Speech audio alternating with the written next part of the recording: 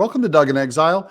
Mel Gibson is talking about the compromises and problems in the Catholic Church. Personally, I know many priests who have been canceled, but not for the reasons you'd think. I mean, it's not like they did a hit and run drive and left the scene of the crime or embezzled church funds, stole the altar wine, or committed some other heinous crime. No, not at all. And who's persecuting them? Well, their own bishops. How's that? Yep.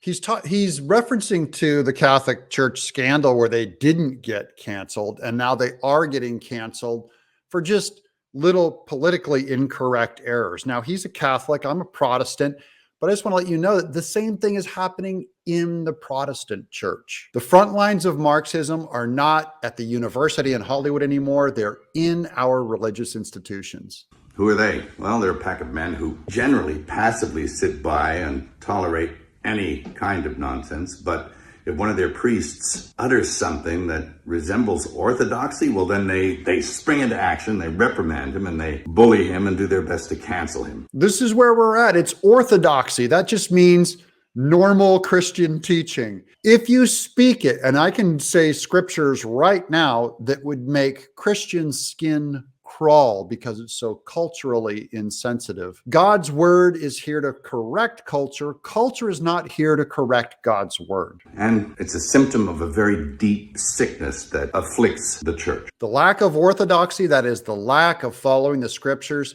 is the only sickness that the church needs to fear, and he's calling it out. If anyone's familiar with the missives of Archbishop Vigano, he says that the erosion of the church was sown with the reforms of Vatican II, and I agree with him. The reforms of Vatican II happened in the 60s, which is when all of the churches were infected with this boomer relativist paganism. Even Tolkien mourned the bringing of Vatican II, which is when the Catholic Church stopped performing Mass in Latin and went to English, but made all these compromises.